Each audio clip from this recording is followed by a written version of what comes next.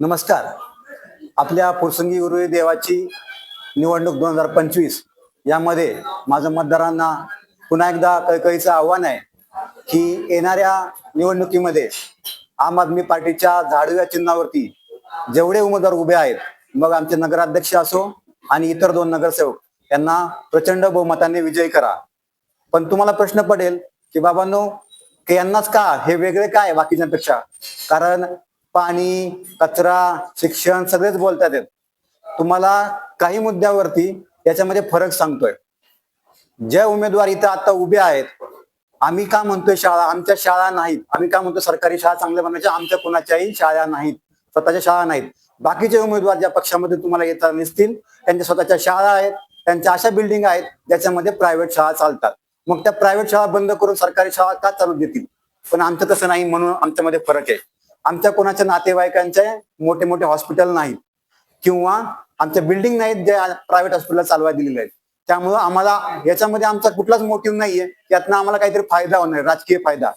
आमच्या कुणाच्याच घरी टँकर नाहीत, 50-50, 100-100 टँकर चालणारे असे आमच्याकडे नाहीत. त्यामुळे टँकर मुक्त करायचे. बाकीचे बोलतात टँकर मुक्त, आणि टँकर तर त्यांचेच चालू आहेत. पण आमचा कसा कुठलाही अजेंडा नाही, आमच्याकडे तसं इन्फ्रास्ट्रक्चरच नाही ज्याचा आम्हाला फायदा घेता येईल. आमच्याकडे टँकरच नाही तर आम्ही टँकर आणणार कुठून आणि त्याचा पैसा कुठून कमवणार? नाही कमवणार. म्हणून आमचं वेगळेपण आहे. आम्ही अजून भाड्याच्या घरात राहतो. आमची जी परिस्थिती आहे ते तुमच्या सामान्य लोकांना आमच्यासारख्या आहेत.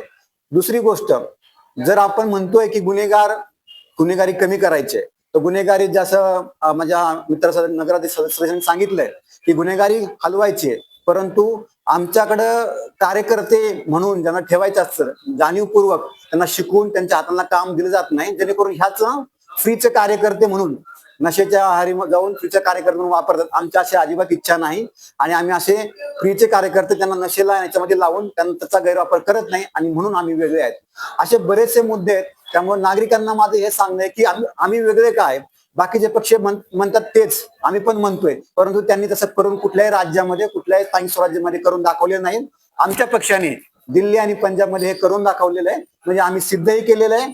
आणि आमच्याकडे दुसरा जे मंडळाप्रमाणे कुठलाही अजेंडा नाही, त्याच्या पाठीमागे कुठलाही पैसा कमवण्याचा कुठलाही मार्ग किंवा सोर्स नाही, आणि म्हणून आम्ही यांच्यापेक्षा वेगळे आहेत, आणि म्हणून तुम्ही आम्हाला भरघोसाने निवडून द्यावं. धन्यवाद. तुम्हाला माझा प्रश्न आहे, फुरसंगी उरुळी देवाची नगर पंचायतीच्या निवडणुकीमध्ये आम आदमी पार्टीचा मूळ अजेंडा नेमका काय असणार आहे त्याबद्दल काय सांगा? मूळ अजेंडा आहे पर्याय फक्त झाडू, भ्रष्टाचाराला कायमचं गाडू.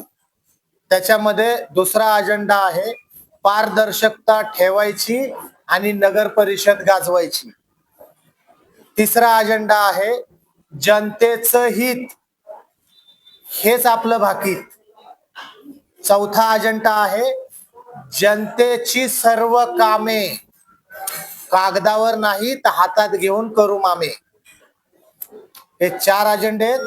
माझी जनतेला कळकळीची विनंती आहे, आव्हान आहे की आम्ही तुम्हाला हात जोडून विनंती करतोय, परत नगर परिषद भ्रष्टाचारी प्रस्थापितांच्या हातात देऊ नका.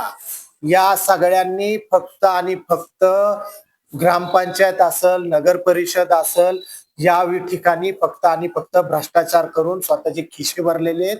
जनसामान्यांना त्यांचा कुठलाही फायदा झालेला नाही, ना रस्त्यामध्ये, ना पाण्यामध्ये, ना वीजमध्ये, ना शिक्षणामध्ये, नाही हॉस्पिटलमध्ये. हे तुमचा भरलेला टॅक्स जो पैसा आहे तो फक्त आणि फक्त स्वतःचे खिशे आणि घराचे बिल्डिंग्स आणि बंगले बनवण्यात आणि मोठमोठ्या गाड्या घेण्यातच यांनी खर्च केलेला आहे. तरुण पोरांना हे रोजगार देत नाही, तरुण पोरांच्या हातामध्ये हे कोयते देतात, तरुण पोरांना हे नशेला वळवतात, तरुण पोरांना फुकट खायची सवय लावतात, तरुण पोरांना योग्य मार्गदर्शन दिलं जात नाही.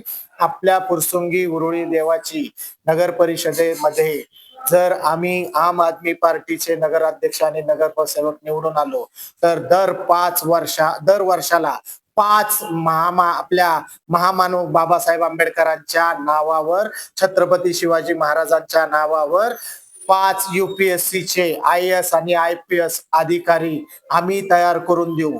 5 महाराष्ट्र पब्लिक सर्व्हिसेस कम्युनिकेशनचे MPSC चे फौजदार, तहसीलदार आम्ही तयार करून देऊ. आमच्या विभागात फुरसुंगी उरुळी देवाची नगर परिषदेमध्ये असणाऱ्या प्रत्येक विभागामध्ये होतकरू शिक्षित असे मुलं मुली आहेत जे या उच्च पदावर जाऊ शकतात, पण त्यांना योग्य मार्गदर्शन मिळत नाही आणि ते इथंच राहतात. जर आम्ही नगराध्यक्षपदी किंवा नगरसेवकपदी आलो तर त्यावेळेस प्रत्येक प्रभागातनं अशा मुलांचा शोध घेतला जाईल, त्यांच्यासाठी विशेष निधी ठेवला जाईल आणि आपल्या फुरसुंगी उरुळी देवाच्या नगर परिषदेतील हद्दीतील मुलं, पुरुष, स्त्री जेही UPSC लोकसेवा भारतीय लोकसेवा आयोगाच्या परीक्षेला योग्य पात्र आहेत, त्याच्यात जाण्याची हिंमत ठेवतात, त्यांना आम्ही संधी दिल्याशिवाय राहणार नाही.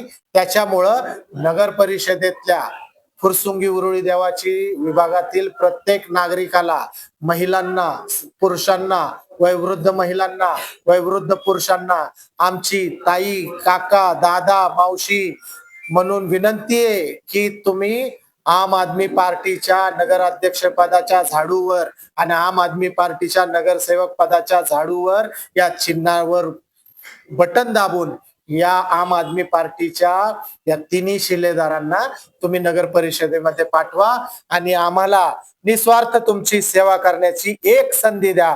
परत संधी मागण्याची आम्ही गरज भासू देणार नाही. जय भीम, जय जिजाऊ, जय शिवराय.